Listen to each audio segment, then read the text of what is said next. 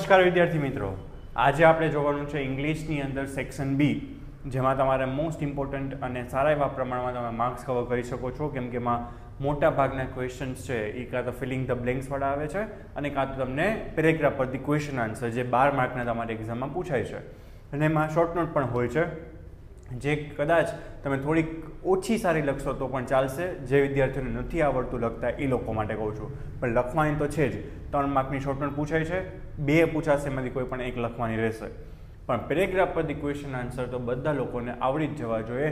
એના માટેની એક સચોટ ટીપ હું તમને આજે આપવાનો છું, બરોબર છે? જોઈએ સેક્શન બી ઇંગ્લિશ. સૌથી પહેલાં તમારા read the extract and answer the question given below. હવે તમારે સૌથી પહેલાં આમાં ક્વેશ્ચન આન્સરમાંથી તમારે સૌથી પહેલાં પેરેગ્રાફ છે એ રીડ કરવાનો છે, ક્વેશ્ચન રીડ નથી કરવાનો. ધીસ ઇઝ ધ ટીપ, કે સૌથી પહેલાં તમને જે ક્વેશ્ચન આપ્યો છે ક્વેશ્ચન રીડ નથી કરવાનો, સૌથી પહેલાં તમારે પેરેગ્રાફ રીડ કરવાનો છે. જેમ કે તમને એક પેરેગ્રાફ આપ્યો છે, climate change and global warming. હવે તમારે કનેક્ટ કરવાનું છે, તમે સ્કૂલમાં ટ્યુશનમાં જ્યાં સમજ્યા છો કે આ ચેપ્ટર નંબર 10 નો આ ક્વેશ્ચન છે green ચાર્ટરનો. Climate change and global warming are dramatically urgent and serious problems that can lead to the calamitous consequences.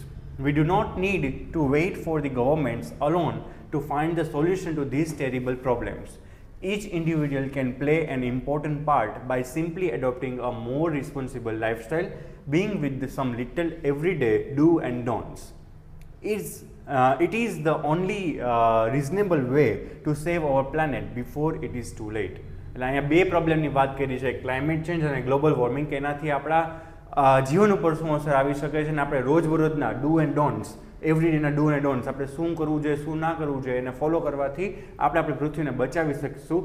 એના ઉપરના જે સોલ્યુશન આપણે કયા કયા ફાઇન્ડ કરવાના છે આ બે મેઇન પ્રોબ્લેમના, એના રિગાર્ડિંગ વાત કરી છે.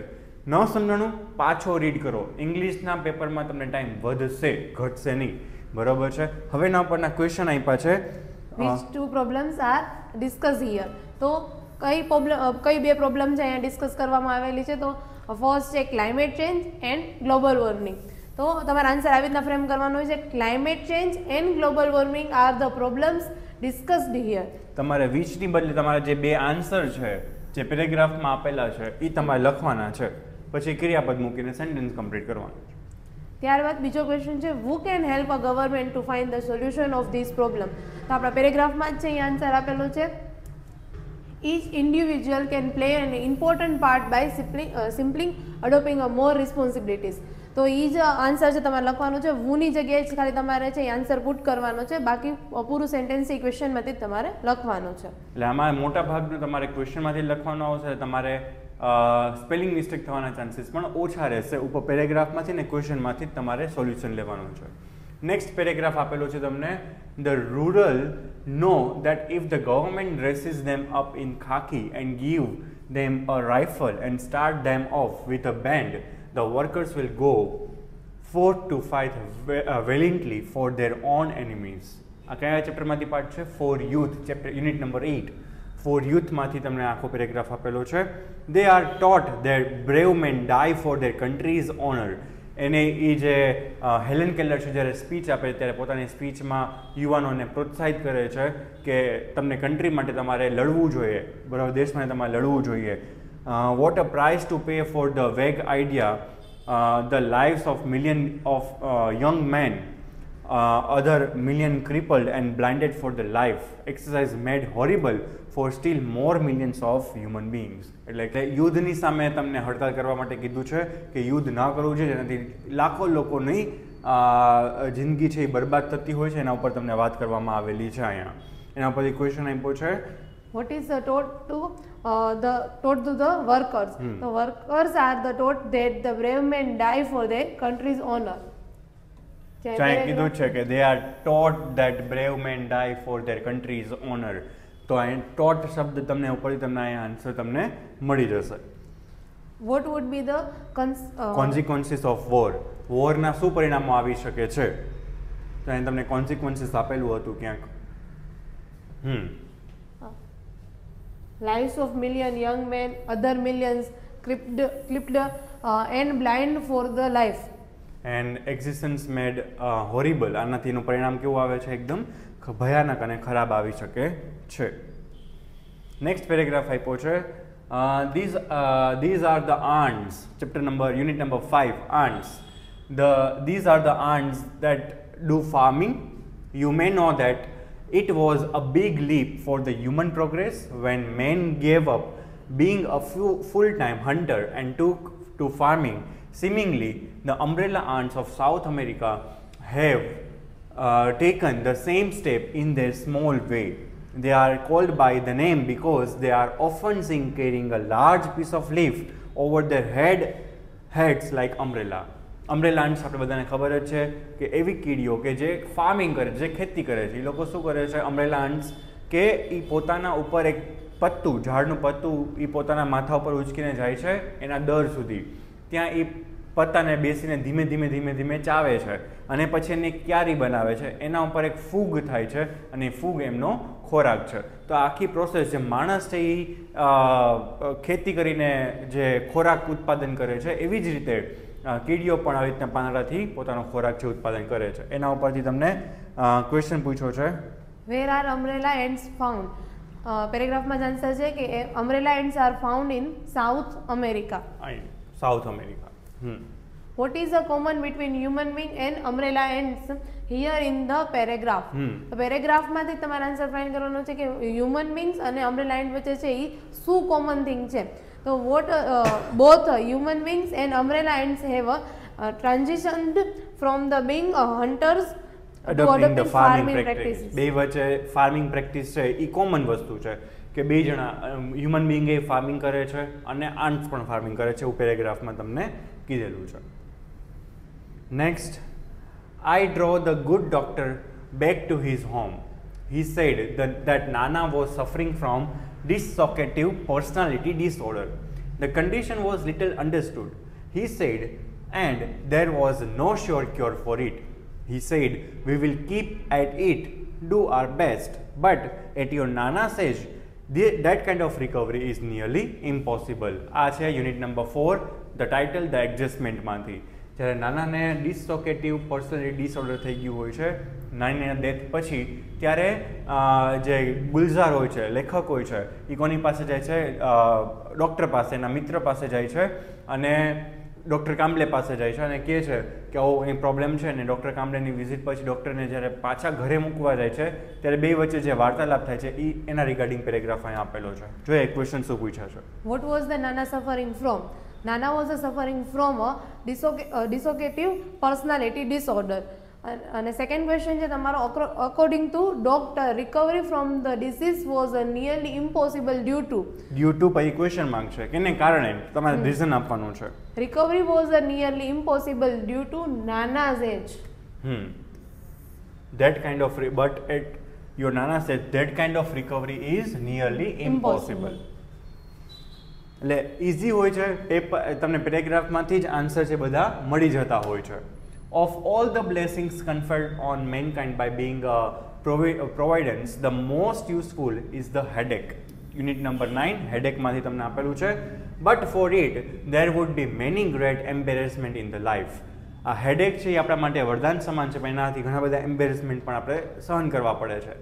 Factual explanations are not feasible in such circumstances. Headache acts as a sort of password. ઘણી વખત આપણે કંઈ ફેક્ટ વસ્તુ છે કોઈને કહી નથી શકતા ત્યારે આપણા માટે જે હેડેક, માથાનો દુખાવો છે એવું બાનું બની જાય છે કે આપણે ગમે ત્યાં લગાડી શકીએ છીએ. I remember at the school the very first letter writing lesson I was taught was, respected sir, as I am suffering from the headache, I request you to grant me a leave. આપણે ખબર છે સ્કૂલની અંદર જે આપણે letter writing લખતા શીખડાવે, પત્ર લેખન લખતા શીખડાવે, આપણે સૌથી પહેલો લેટર એવો શીખડાવવામાં આવે છે કે તમને તમારી તબિયત સારી ન હોવાથી તમારે રજા માંગતો પત્ર તમારા પ્રિન્સિપલને લખવાનો છે. ત્યારે આપણે એવું લખતા હોઈએ છીએ કે ડ્યુ ટુ ધ હેડેક, માથા દુખાવાના હોવાને કારણે મને રજા આપશો. આઈ ઓલવેઝ વન્ડર, લેખકને હંમેશા આશ્ચર્ય થાય છે, what made our teacher select the headache as an excuse even in a specimen letter. નમૂનાના પત્રમાં પણ ટીચરને માથાના દુખાવાનું કારણ શા માટે મળ્યું એવું લેખકને આશ્ચર્ય થાય છે. જોઈએ શું પ્રશ્ન પૂછ્યા છે. Which blessing is the most useful according to the author? કઈ છે એ મેન આશીર્વાદ સમાન છે એ માનવામાં આવે છે લેખકના મતે. તો according to the author most useful blessing is the headache. What was the subject of the first specimen letter writing that the writer learned at a school? તો એને જ્યારે ફર્સ્ટ લેટર રાઇટિંગ શીખ્યું તો એનો મેઇન સબ્જેક્ટ શું હતો? તો main subject હતો leave due to a headache. માથા દુખવાને કારણે રજા માંગતો પત્ર. ત્યાર પછી છે when emotion have taken you over it becomes nearly impossible to think clearly. હવે આ ચેપ્ટર આ યુનિટ નંબર 3 માંથી તમને આપેલું છે the emotions have taken you over it becomes really impossible to think clearly. જ્યારે તમારી ઉપર લાગણીનો પ્રભાવ વધી જાય છે, લાગણી હાવી થઈ જાય છે, ત્યારે તમે ક્લિયરલી વિચારી નથી શકતા. really it is impossible to think. then it become very easy to make unwise decision or agree to the something which is not to your advantage. ત્યારે તમે એવા નિર્ણયો લ્યો છો કે જે તમારી તરફેણમાં નથી અથવા તમારે એ નિર્ણયો ન લેવા જોઈએ, અનબાયસ નિર્ણયો તમે લઈ લ્યો છો. The screen exercise shows you how to step back and emotionally detach yourself from your current situation so that you can see more clearly what is going on. તો તમારે શું કરવું જોઈએ? સ્ક્રીન એક્સરસાઇઝ જે તમને યુનિટમાં આપેલી છે એનો ઉપયોગ કરવો જોઈએ અને તમારે ઇમોશનલી એ તમારી ત્યાં કરંટ સિચ્યુએશન એને ડિટેચ એટલે કે દૂર થઈ જવું જોઈએ અને વિચારવું જોઈએ. એના પછી શું ક્વેશ્ચન પૂછ્યા છે જોઈએ. How do overwhelming emotions affect you? Overwhelming affect છે ઇમોશન્સ છે તમને કેવી રીતે અફેક્ટ કરે છે? તો overwhelming emotions make it nearly impossible to think clearly which can lead to making unwise decisions. Or તમે આ લખી શકો or to agree to something which is not to your advantage. એ પણ આગળ તમે સેન્ટેન્સ કન્ટિન્યુ કરી શકો છો. What helps you to see the current situation more clearly? Stepping back and emotionally detach yourself helps you to see the current situation more clearly. એના પછી question number 30 પછી 31 તમને 3 માર્કની શોર્ટ નોટ પૂછાય છે. એમાં તમને આવી રીતના પોઈન્ટ આપેલા હશે. એ પોઈન્ટ ઉપરથી તમે કનેક્ટ કરી શકશો તમારી શોર્ટ નોટને. બરાબર છે? શોર્ટ નોટ છે એ અહીં નીચે આપેલી છે ડિટેલમાં. પહેલે તમને પૂછે સોજોનર સ્ટ્રગલ જે ઇમ્પોર્ટન્ટ છે. બરાબર છે? તમારે 8 થી 10 પોઈન્ટની અંદર તમારે શોર્ટ નોટ છે એ લખવી જોઈએ અને પોઈન્ટ વાઇઝ લખશો તો વધારે સારું રહેશે. અને સેકન્ડ શોર્ટ નોટ છે મેજિકલ ઇફેક્ટ ઓફ મંકીઝ પાવ. બરાબર છે? આના સિવાય ઇમ્પોર્ટન્ટ શોર્ટ નોટની વાત કરીએ તો the title justify the title the adjustment unit number 4 માંથી પૂછાઈ શકે છે. બરાબર છે? પછી હેલન કેલરની શોર્ટ નોટ પૂછાઈ શકે છે. બરાબર? આ શોર્ટ નોટ માટે ડિસ્ક્રિપ્શનમાં એની લિંક આપેલી છે, તમે એમાંથી રીડ કરી શકો છો. બરાબર છે? લાસ્ટમાં તમને પૂછાય છે 3 માર્કનું ફિલિંગ ધ બ્લેન્ક્સ જે તમારા યુનિટમાંથી હોય છે. બરાબર છે? યુનિટમાંથી કોઈ એક નાનો એવો પેરેગ્રાફ આપી દેશે, 3 ખાલી જગ્યા આપી દેશે, એની ઉપર 4 ઓપ્શન આપી દેશે. હવે તમારે સૌથી પહેલાં તો રીડ કરવાનો પેરેગ્રાફ અને ઓપ્શન્સ. પેરેગ્રાફના ઓપ્શન્સ પેલા છે ક્રાઇસિસ એટલે કે જે કાંઈ દુવિધાઓ છે એ, ઓપ્ટિમિસ્ટ એટલે કે ખુશી માટેનો રસ્તો, ટેંગલ્ડ અપ એટલે કે ગૂંચવાયેલું, અને ગ્રીવડ એટલે કે અફસોસ કરવો. Without being dash in dash one must proceed confidently towards his goal. That is the special characteristics of an dash. બરાબર? આનો સૌથી પહેલો આન્સર 32 માં વિધાઉટ બીંગ ટેંગલ્ડ અપ એટલે કે આપણે ગૂંચવાયા વગર 32 માં આવશે ટેંગલ્ડ અપ. ઇન કેની અંદર ન ગૂંચવાવું જોઈએ? તો કે ક્રાઇસિસ એટલે કે કોઈ પણ જાતના પ્રોબ્લેમની અંદર ગૂંચવાયા વગર. One must proceed confidently towards his goal. That is the special characteristics of an optimist. Optimist એટલે કે એવો વ્યક્તિ કે જે હંમેશા ખુશીના રસ્તા ઉપર ચાલતો હોય છે. તો અહીંયા આમાં આવશે 33 અને આમાં આવશે 34. બરાબર છે? એટલે આની અંદર તમારે ઉપરથી જોઈને ખાલી આન્સર લખવાનો હોય છે. Filling the blanks in appropriate word given in the bracket. એટલે તમારે આખી ખાલી જગ્યા લખવાની, જે ખાલી જગ્યા છે નીચે અંડરલાઇન કરીને એનો આન્સર એમાં લખવાનો રહેશે. તો આ રીતે તમારા સેક્શન બીની અંદર 18 માર્કનું બીજું પૂછાતું હોય છે કે જે ઇમ્પોર્ટન્ટ હોય છે, એમાંથી તમને લગભગ 12 માર્ક જેટલું તો તમારે સિક્યોર થઈ જ જવા જોઈએ પેરેગ્રાફ પરથી ક્વેશ્ચન આન્સર. અને આ પણ ખાલી નથી મૂકવાનું, આમાં ઓપ્શનમાં આ 4 ઓપ્શનમાંથી 3 જગ્યાએ કોઈ પણ એક વસ્તુ આવશે. બરાબર છે? તો આવી રીતે તમારે એમાંથી તમારે સેક્શન બીમાં માર્ક્સ કવર કરવાના છે. નેક્સ્ટ વિડીયોમાં આપણે સેક્શન સી, ડી અને ઈ સેક્શનની આપણે વાત કરશું. Thank you.